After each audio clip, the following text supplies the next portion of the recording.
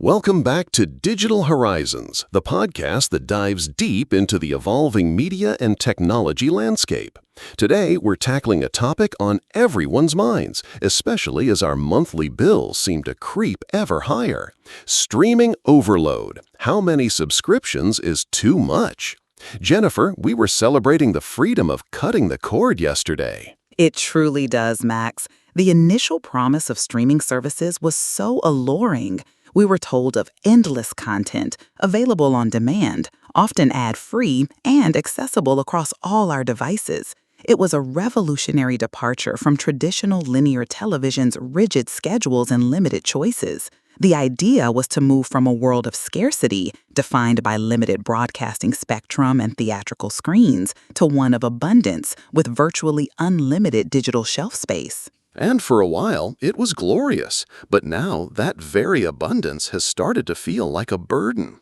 Many consumers are grappling with a feeling of being overwhelmed by choice, the mental exhaustion of endless scrolling, and, perhaps most acutely, the growing financial cost of managing a sprawling portfolio of subscriptions.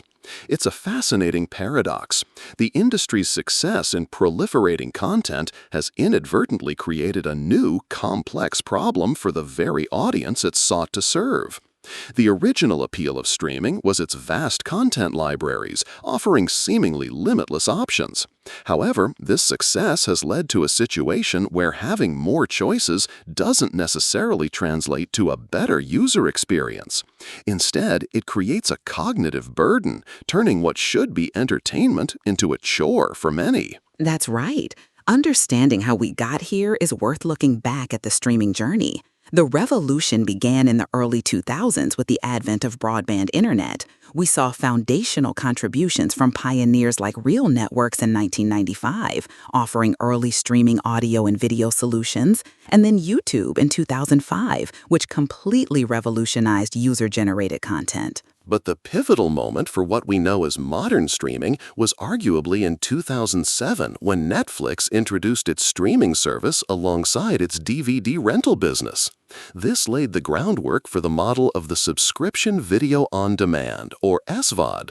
This model promised ad-free experiences, exclusive original programming, multi-device accessibility, and even AI-driven content recommendations. It was a game changer. Absolutely. As more players entered the market, competition intensified, leading to what we now call the global streaming wars. This era saw massive investments in exclusive content and a significant shift towards direct-to-consumer, or DTC, by major studios like Disney, bypassing traditional distributors. This aggressive content acquisition was initially seen as a win for consumers. Still, it also meant that specific, highly desired content was siloed across different platforms, often compelling viewers to subscribe to multiple services to access everything they wanted. And the evolution didn't stop there. As the SVOD market began to mature, especially in regions like the US, where SVOD saturation neared 80%, we saw a diversification of business models. The industry moved beyond pure subscription with the rise of ad-supported video on demand, AVOD, and free ad-supported streaming TV models. For example, Hulu and Peacock offer ad-supported and ad-free tiers, while Tubi and Pluto TV are free with ad-based monetization. This diversification wasn't just about offering more choice. It was a strategic industry response to market maturation and increasing consumer price sensitivity. This means the future streaming landscape will be a complex ecosystem of paid, hybrid, and free models, reflecting varied consumer preferences for cost versus convenience and ad tolerance. While this offers more options, it also contributes to the overall complexity consumers navigate. It's clear that the fundamental shift from traditional media's scarcity principles to streaming's abundance principles has profoundly impacted our viewing habits. This paradigm shift has resulted in an explosion of content. As of last year, there were over 817,000 unique program titles available via streaming channels, marking a significant 26.5% increase since 2019. The convenience of instant, on-demand access across various devices, from smartphones to smart TV, has become the new norm, fundamentally altering how content is consumed. The industry's success in creating these vast content libraries and offering what was once described as virtually unlimited content options was intended to be a significant benefit. However, this very success has directly led to the problem of decision paralysis and a significant cognitive burden for users. This highlights that simply having more content doesn't automatically translate to a better user experience. The financial burden is significant. While seemingly small, individual subscription fees accumulate quickly over time, leading to stress and often impulsive decisions to cut back expenses. The ease of signing up for subscriptions usually obscures the cumulative financial impact. This highlights a critical need for greater consumer awareness and readily available tools for tracking total spending, as the aggregate cost can become a significant household expense. And it's not just about the money. There's a considerable mental burden, too. Tracking billing cycles, remembering due dates, and managing distinct login credentials for numerous services create an administrative overhead that can lead to mental burnout and reduce leisure time enjoyment. Beyond the financial cost, a substantial time tax and mental burden is associated with overseeing a fragmented digital entertainment portfolio. This administrative overhead reinforces the growing appeal of streamlined solutions like bundling and superaggregation, which promise to simplify the user experience. A key indicator of this fatigue is the reduced perceived value. Consumers question if the costs justify the benefits they receive, often leading to high cancellation rates or churn. A quarter of U.S. subscribers have canceled at least 3 streaming services in the last 2 years, demonstrating an active consumer response to this fatigue. Let's put some numbers to this cost creep. On average, American households spend $42.38 a month on streaming services. But when you combine that with other digital necessities like internet, mobile, and cable bills, that monthly expenditure climbs significantly, reaching an average of $272.90. What's particularly concerning is the rapid increase in average monthly spending on streaming services. This jumped 30% from $48 in 2023 to $61 in 2024. This indicates that price hikes or the continuous addition of new services are outstripping consumers' perceived value for money. Millennials are particularly affected by this, spending even more, at an average of $67 per month. And a notable 46% of them reported canceling a subscription in the last 6 months specifically to control their monthly expenses. This trend suggests that the current rate of cost increase is unsustainable for many households. It will likely accelerate churn and force consumers to become even more selective, driving a stronger demand for more affordable options, value-driven bundles, or a more conscious churn and return strategy. This brings us to the churn cycle. High cancellation rates are becoming increasingly common in the streaming industry. This often occurs after a subscriber finishes a specific, highly anticipated show or series. Once that must-see content is consumed, the perceived value of that particular service diminishes, and they move on. This behavior has led to the widespread adoption of the churn and return tactic, where users subscribe to a service for a short period, binge-watch the exclusive content they desire, then unsubscribe and move on to the next platform. This strategy is particularly prevalent among younger generations. While streaming platforms heavily invest in exclusive original content to attract new subscribers, this very content, once consumed, can become a reason for cancellation. While original content is a powerful acquisition tool, it alone may not be sufficient for long-term subscriber retention if platforms cannot consistently deliver new, compelling content or provide other forms of continuous value. This places immense pressure on content pipelines and highlights the need for strategies that foster loyalty beyond a single hit show. So, Max, the big question remains: how many subscriptions are too many? The data gives us some interesting benchmarks. The average U.S. household is subscribed to approximately 4 to 5.1 paid streaming services. This figure varies slightly across industry estimates, but the range is consistent. It's also worth noting that the U.S. average is notably high, second globally only to India in the number of streaming subscriptions per household. And there's a significant generational divide at play here. Individuals aged 18 to 44 average 4.8 subscriptions, while 45 to 54-year-olds average 4.0, and those 55 and older average 2.5. This aligns with Gen Z and millennials spending over 70% of their video consumption time on streaming platforms. This indicates that streaming overload is a more acute and prevalent issue for younger generations who are digital natives and have grown up with abundant, fragmented content. Their consumption habits will shape the industry's future, making effective solutions to overload even more critical for long-term engagement and preventing burnout among core users. Despite feeling overwhelmed, 93% of respondents reported planning to keep their current streaming services or add more over the next year.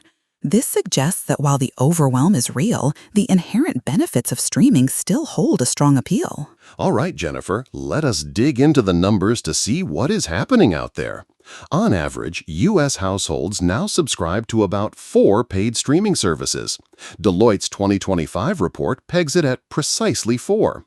Simon Kucher finds 3.6, Lightman had 4.1 back in 2023, and PwC reported 5.1 as of July 2024. That jump makes sense when you pair it with what viewers are spending. In 2023, the average monthly bill was $48, but by 2024, it climbed to $61, a 30% increase. Millennials spend around $67 a month, even more, though nearly half have cut services in the last 6 months to rein costs. Moreover, if we break it down by age group, adults 18 to 44 average 4.8 direct-to-consumer subscriptions, ages 45 to 54 hover around 4, and anyone over 55 drops to about 2.5. So with all that in mind, it is clear there is a real generational divide in how people value streaming. That helps us tackle our big question: how many is too many? When discussing value versus volume, quality always trumps quantity. It is not just a numbers game. Perceived value hinges on several layers. Right. First is the technical experience: crisp 4K resolution, clear audio, and no buffering. Then there is production quality. Top-notch cinematography, special effects, and strong acting keep viewers invested. However, perhaps the most critical factor is content relevance. If the algorithm recommends shows you want to watch, you will spend less time scrolling and more time streaming. That is why platforms pour resources into discoverability and personalization at scale. Moreover, let us not forget fair pricing and transparent bundles, which boast trust. When services offer smart packages, like combining Disney Plus with ESPN Plus, users feel they are getting more bang for their buck. To paint the whole picture, let us run through the major players as of 2025.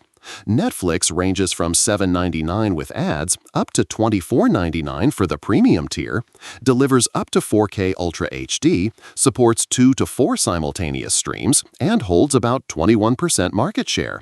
Max, formerly HBO Max, starts at $9.99 with ads, $20.99 ad-free, offers up to 4K Ultra HD, 2 to 4 streams, and sits at roughly 13%.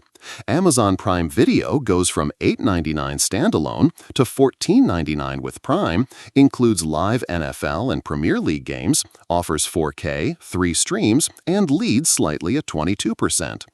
Disney Plus is $7.99 with ads or $15.99 ad-free, packs in Disney, Pixar, Marvel, Star Wars, and National Geographic, gives you 4 streams at 4K, and controls around 12%. Apple TV Plus charges $9.99, boasts prestige originals like Ted Lasso in 4K, lets 6 devices stream via family sharing, and claims 7%. Peacock runs $7.99 with ads or $13.99 ad-free, features NBC Next Day shows, sports, and originals, and supports up to 4K limited on 3 streams, but only about 1% of the market. Paramount Plus costs $7.99 with ads or $12.99 with Showtime, offers classics like Star Trek plus live CBS and sports, up to 4K UHD on 3 streams, and holds 9%. With all that laid out, we are ready to debate the real cost of choice and figure out where the sweet spot lies between too many subscriptions and the perfect lineup. That chart really drives it home. Every major streamer is doubling down on exclusive originals, so if you want the full lineup of hits and hidden gems, you end up signing up everywhere. Those content silos fragment the market and force viewers to juggle subscriptions, which is the heart of streaming overload. Okay, so how do we wrestle back control of our wallets and our watch lists? Here are some strategies. 1. Audit your lineup. Review your bank or credit card statements to identify active services you've forgotten or barely use. 2. Set a subscription budget. Calculate your current monthly spend and set a realistic limit. 3. Categorize and prioritize your subscriptions by type: entertainment, news, fitness, to visualize spending and value. 4. Leverage free trials and promotions, setting calendar reminders to cancel before auto-renewal. 5. Rotate services with the churn and return method. Subscribe for a month, binge watch desired content, then cancel. 6. Use family plans and bundles to share costs, such as Disney Streaming Bundle. 7. Disable auto-renewal or set alerts to decide before you're charged again. 8. Stay informed about price changes and policy updates from your streaming providers. 9. Use subscription management tools or calendar apps to track renewals and trial end dates. 9 strategies that help you go from overwhelmed to in control. But it doesn't stop there. The industry is responding with a bundling renaissance, reinventing bundles not just for discounts, but to simplify user experience and increase loyalty. We're seeing various bundling approaches, such as cross-service partnerships like the popular Disney+, Hulu, and Max bundle. There are also telco streaming hybrids, such as Crunchyroll's partnerships with mobile data plans in Brazil, and even internal product extensions. The initial proliferation of streaming services led to significant content fragmentation. Bundling represents the industry's strategic attempt to re-aggregate content and simplify the user experience, often by leveraging partnerships with telecommunications companies or other streaming services. And the prevalence of this strategy is growing, with 26% of global streaming platforms utilizing bundling partnerships. Max and Netflix are leading players in active bundling agreements. Bundles offer value through content consolidation, allowing access to multiple libraries, often through a single platform, and sometimes through price reductions, providing significant savings compared to individual subscriptions. This signifies a maturing market where collaboration through bundling is becoming as crucial as direct competition. It aims to directly address the administrative burden and complex management aspects of subscription fatigue for consumers, while simultaneously increasing customer lifetime value for providers by locking in loyalty with a higher overall average revenue per user. Another significant shift is the proliferation of ad-supported tiers. The rapid growth of free ad-supported streaming TV, FAST channels, and other ad-supported models is poised to dominate the market. This is primarily driven by consumer subscription fatigue and a growing demand for free or cheaper content options. Consumer preference strongly supports this trend. 64% of U.S. connected TV (CTV) users prefer ad-supported content if it allows them to pay less, and 69% prefer FAST channels over subscription-only services. While the initial streaming boom was dominated by ad-free SVOD, consumer subscription fatigue and rising costs have created a strong demand for more affordable or free content options. This demand has directly fueled the significant growth of AVOD and FAST models, supported by high consumer acceptance rates for ads. The industry is finding a balance, with ad loads stabilizing around 9 minutes per hour, aiming for a balanced experience that enhances engagement rather than causing fatigue. Interestingly, younger viewers aged 16 to 34, despite growing up with ad-free SVOD, show higher acceptance of live TV ads at 69%. Ad-supported tiers are no longer just a niche. They are becoming a crucial and integral part of the streaming ecosystem. They offer a vital pathway for consumers to manage their entertainment costs and access content without adding to their paid subscription count, thereby directly alleviating some aspects of the overload. For the industry, this diversification of revenue models is key to sustainable growth and reaching broader audiences, especially in markets with varying affordability levels. Finally, the future of content access hinges on discoverability and personalization. With so much content available, the challenge isn't just having content, but ensuring users can easily find what they want to watch. This is rapidly becoming the next streaming battlefield. Key challenges include winning interface real estate, getting top billing in app grids, and improving metadata quality, such as accurate synopses and updated images. The future of discoverability lies in advanced technologies like machine-generated metadata and AI-driven deep tagging, which can categorize content down to the scene level, making it far more searchable and relevant. This leads to the concept of super aggregation, a significant industry trend. The goal is to create a one-stop entertainment hub with seamless deep linking and universal search functionality across all content sources, live TV, on-demand shows, various streaming apps, or short-form videos from platforms like YouTube and TikTok. The core problem for consumers is no longer a lack of content, but the inability to efficiently find desirable content amidst overwhelming options.